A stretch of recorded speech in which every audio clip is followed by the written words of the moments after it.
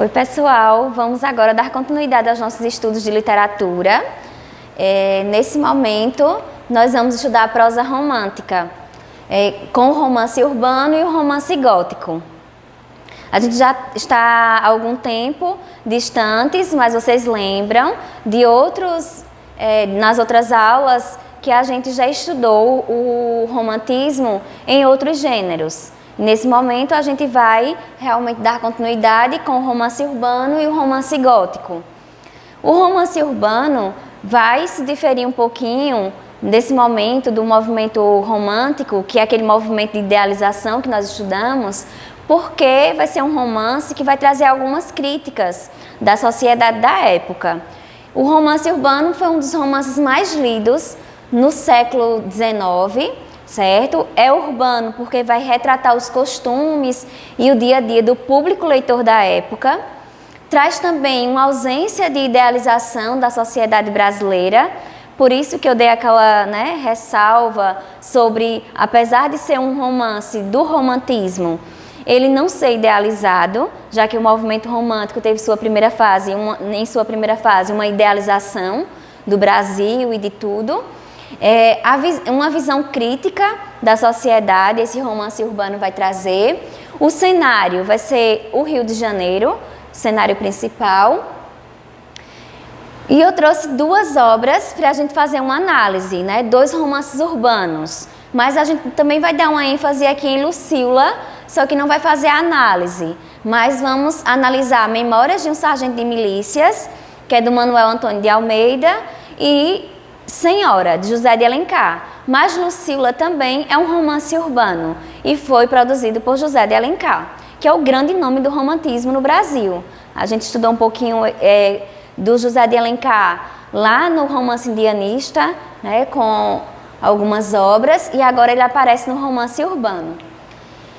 Memórias de um Sargento de Milícias apresenta um herói malandro. Veja, não é aquele herói que a gente tanto esperou, que é aquele herói idealizado, lá da prosa indianista. Nós temos agora um herói malandro.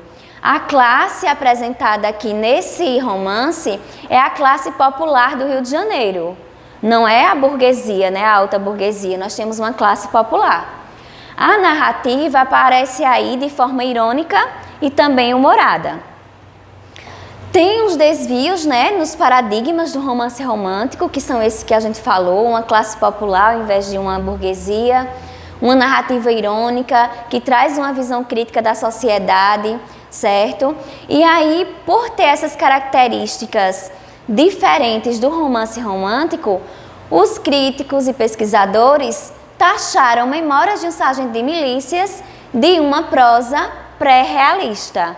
Por quê? Porque já antecipa características dos romances realistas.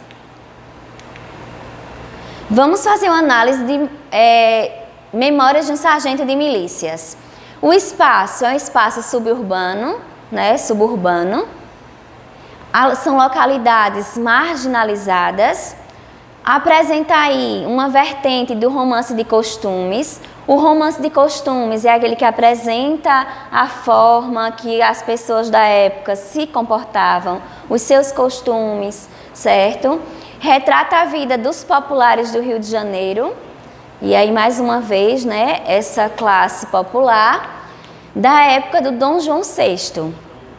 A organização das famílias vai ser trazida nesse romance, como elas eram organizadas, os costumes, as festas típicas, como as modinhas do carnaval. Traz aí também a ironia, uma descrição minuciosa e uma não idealização. Por isso aquele herói malandro, que a gente acabou de ver no capítulo anterior. No livro de vocês tem essa página aqui de uma história em quadrinhos, que é uma adaptação do romance Memórias de um Sargento de Milícias, que eu trouxe essa parte do texto do romance que foi colocada na história em quadrinhos, que diz assim: sua história tem pouca coisa de notável. Quem é ele? O Leonardo, que é uma das personagens principais. Fora Leonardo Algibebe, em Lisboa, sua pátria, ou seja, um vendedor ambulante. Então, Leonardo faz parte da classe popular. Aborrecera-se, porém, do negócio e viera ao Brasil. Aqui chegando, não se sabe por proteção de quem, alcançou o emprego de que o vemos empossado, o que exercia, como dissemos, desde tempos remotos. Mas viera com ele no mesmo navio, não sei fazer o que, uma certa Maria de Hortaliça, quitandeira das praças de Lisboa, saloia, rechonchuda e bonitona. O Leonardo, fazendo-se-lhe justiça, não era nesse tempo de sua mocidade mal apessoado, e sobretudo era maganão. Ao sair do Tejo, estando a Maria encostada à borda do navio, o Leonardo fingiu que passava distraído junto dela e com o ferrado sapatão assentou-lhe uma valente pisadela no pé direito. A Maria, como se já esperasse por aquilo, sorriu-se como envergonhada do gracejo e deu-lhe também, em ar de disfarce, um tremendo beliscão nas costas da mão esquerda. Era isto uma declaração em forma, segundo os usos da terra. Levaram o resto do dia de namoro cerrado. Ao anoitecer, passou-se a mesma cena de pisadela e beliscão, com a diferença de serem desta vez um pouco mais fortes. E no dia seguinte estavam os dois amantes tão extremosos e familiares, que pareciam sê-lo de muitos anos. Então aqui a gente vai encontrar palavras que nós não conhecemos, então uma referência a uma prosa escrita em outro tempo, né, no início lá do século XIX. A gente vai ter aqui os costumes da época, né, como se conheciam os amantes, né, com o pisão no pé e o beliscão na mão. Então, os costumes, a classe popular, essas características que a gente estudou no slide anterior, são características que vocês podem perceber aqui nesse trecho do romance. Continuando, né, o trecho diz assim: 7 meses depois, é um recorte que a gente trouxe, teve a Maria um filho, formidável menino de quase 3 palmos de comprido, gordo e vermelho, cabeludo, esperneador e chorão, o qual, logo depois que nasceu, mamou 2 horas seguidas, sem largar o peito. E este nascimento é certamente, de tudo o que temos dito, o que mais nos interessa, porque o menino de quem falamos é o herói desta história. Ou seja, aqui nós temos o Leonardo Pataca, filho do Leonardo, certo? Que é o nosso herói agora nessa história, o nosso herói malandro. Vocês também podem perceber as descrições, né, minuciosas que o autor faz. A descrição, cada momento sendo falado de forma bem minuciosa, tá? Vamos dar continuidade. Agora a gente vai fazer uma análise do romance Senhora, que é um romance urbano também e foi produzido por José de Alencar. O romance Senhora aparece aí com uma crítica ao casamento por interesse e também é um dos romances que traz pra gente a questão da ascensão da mulher por meio do casamento. Nessa época, nós não tínhamos, por exemplo, a mulher, eu falo nós no sentido aqui, né, de mulher, essa liberdade, por exemplo, de cuidar da herança. Não podia, tinha que ter um tutor, tinha que ter um homem para cuidar da herança. A mulher só tinha sua ascensão social por meio do casamento. Até então, ela era ensinada a fazer coisas do lar, porque o seu objetivo era casar, já que por meio do casamento ela ia ter a sua ascensão social. Mas também essa prosa aqui, esse romance urbano, traz uma característica atemporal, que é o casamento por interesse. E a gente pode ainda encontrar nos dias de hoje, né, esse interesse entre as pessoas para unir famílias, né, por meio do casamento. E aqui eu trouxe um trecho, né, extraído da obra Senhora, para a gente fazer essa análise desse casamento por interesse, da ascensão da mulher por meio do casamento. Então, Aurélia era uma moça muito bonita, órfã, que inicialmente pobre, mas depois de algum tempo conseguiu aí, né, ganhar uma herança do seu avô. Ficando ela com a herança e sendo mulher, não poderia cuidar dos seus bens. Então teve que nomear um tutor. Ela tinha um tutor. Fernando Seixas, que é o amor de Aurélia, era um homem rico, burguês, mas estava arruinado. Desse modo, ele pensou em levantar aí a sua fortuna. O que é que ele fez? Ele começa a namorar outra mulher, que até então não tinha que tinha as mesmas posses que tinha mais posses que a Aurélia, porque a Aurélia até então era uma moça pobre. Então, o que é que Fernando Seixas faz? Ele, na verdade, está namorando e vai casar outra mulher que não é a Aurélia. Por quê? Ele ama a Aurélia, mas por dinheiro ele vai casar-se com uma mulher que tem dote, porque a Aurélia não tinha. Mas quando a Aurélia consegue a sua fortuna, ela compra Fernando Seixas, manda seu tutor entregar uma carta a ele, oferecendo um dote maior que o da outra moça. E ele, sem saber com quem vai casar, aceita o casamento por causa do dote, que é um dote maior. Então vamos entender um pouquinho aqui nesse trecho e observar as características. A Aurélia diz: representamos uma comédia, na qual ambos desempenhamos nosso papel com perícia consumada. Podemos ter esse orgulho, que os melhores atores não nos excederiam, mas é tempo de pôr termo a esta cruel mistificação, com que nos estamos escarnecendo mutuamente, Senhor.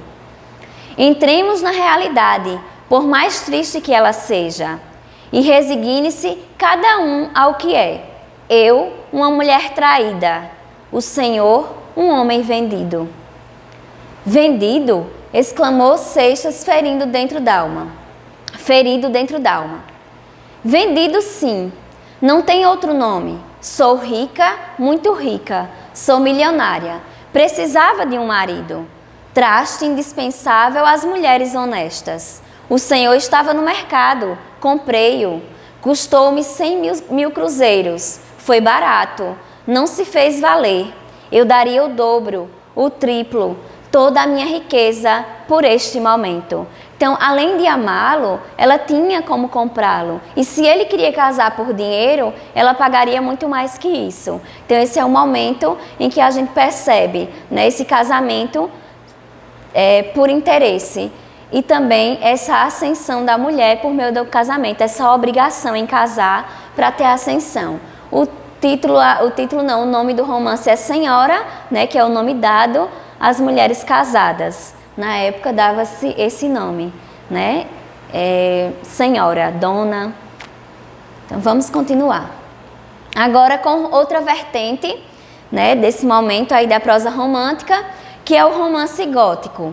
O romance gótico é da atmosfera do sobrenatural, da questão também do fantasioso, do mistério, aquelas ações macabras, certo? Vão ser encontradas nestes romances góticos.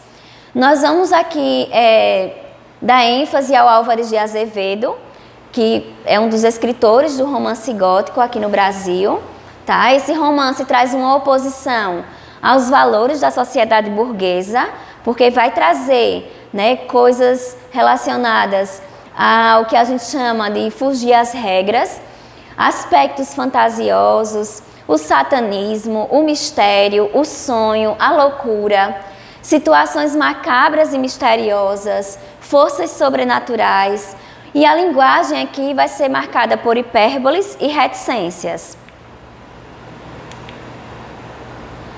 Eu trouxe aí um dos romances escritos por Álvares de Azevedo, que é o romance Noite na Taverna. Esse romance apresenta 6 histórias fantásticas e trágicas. Quando a gente fala em fantástico, vocês devem lembrar daquelas narrativas que apresentam coisas fora da realidade, como, por exemplo, que fica mais próximo de vocês, Alice no País das Maravilhas. Né? Um exército de cartas, um gato que fala, um coelho que fala. Então são situações fantásticas. E aqui é uma das formas de apresentar o romance gótico. Presença de vícios e crimes, por isso que a gente falou lá que vai de encontro, né, à moral da sociedade. Eventos de teor sobrenatural, né, fora da realidade. A vida é vazia e também falsa. Os casos amorosos têm sempre um final muito ruim, ou seja, um fim trágico. E a linguagem, como eu já falei, é marcada por hipérboles e por reticências. E a gente vai ficar se perguntando, mas professora, romance não é sempre uma coisa boa, né? Não é uma historinha de amor, que todo mundo acaba bem e feliz. Não é bem assim. Romance nós estudamos. Romance é gênero textual. O romance quer dizer que ele apresenta uma extensão maior que um conto. É uma questão de estrutura. Mas, como ele está atrelado, o romance, né, a questões de época, né, a questão da mulher como leitora, a questão da mulher buscando o príncipe encantado, o amor da vida dela, o casamento, é que para conquistar o público leitor, nós vamos encontrar lá uma historinha de amor, um romance, que nós chamamos, né, na linguagem coloquial. Mas romance aqui nós tratamos de gênero, tá? De extensão narrativa.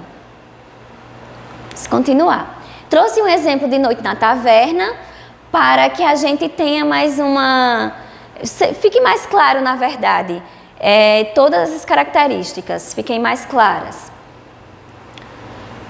Trecho extraído aí do capítulo Genaro, porque no romance Noite na Taverna, que são 6 histórias fantásticas e trágicas, os capítulos têm o nome das personagens. E aí eu trouxe esse capítulo aqui, que é o capítulo que tem o nome Genaro. Diz assim: uma noite, veja que a atmosfera já é uma atmosfera sombria, né? Uma noite, foi horrível. Vieram chamar-me, Laura morria. Então a gente vai ter que encontrar sempre isso, a morte, a noite. Na febre murmurava meu nome e palavras que ninguém podia reter. Tão apressadas e confusas lhe soavam. Entrei no quarto dela, a doente conheceu-me. Ergueu-se branca, com a face úmida de um suor copioso. Chamou-me, sentei-me junto do leito dela.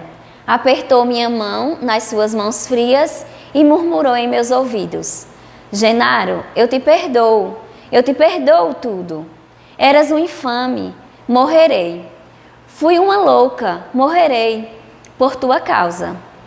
Teu filho, o meu, vou vê-lo ainda, mas no céu. Meu filho que matei antes de nascer. E aí vocês podem perceber o uso das reticências, certo? Que é a pessoa falando e tendo aí essas pausas. Esse fim trágico para o amor, né, de Genaro e dessa moça, que a gente tem aí ela morrendo e também acaba matando o filho. Deu um grito, estendeu convulsivamente os braços, como para repelir uma ideia. Passou a mão pelos lábios, como para enxugar as últimas gotas de uma bebida. Estorceu-se no leito, lívida, fria, banhada de suor gelado, e arquejou. Era o último suspiro. Um ano todo se passou assim para mim. O velho parecia endoidecido. Todas as noites fechava-se no quarto onde morrera Laura. Levava aí a noite toda em solidão. Dormia? Ah, que não. Longas horas eu escutei no silêncio, arfar com ânsia. Outras vezes afogar-se em soluços. Depois tudo emudecia. O silêncio durava horas. O quarto era escuro. E depois as passadas pesadas do mestre se ouviam pelo quarto, mais vacilantes como de um bêbado que cambaleia. Então a gente encontra novamente aqui, né, o quarto escuro, essa atmosfera que é uma atmosfera sombria. Pronto, para dar continuidade aos nossos estudos, vocês vão fazer as atividades do capítulo e desse modo vão conseguir tanto tirar as dúvidas como esclarecer melhor esse conteúdo na prática. Bons estudos!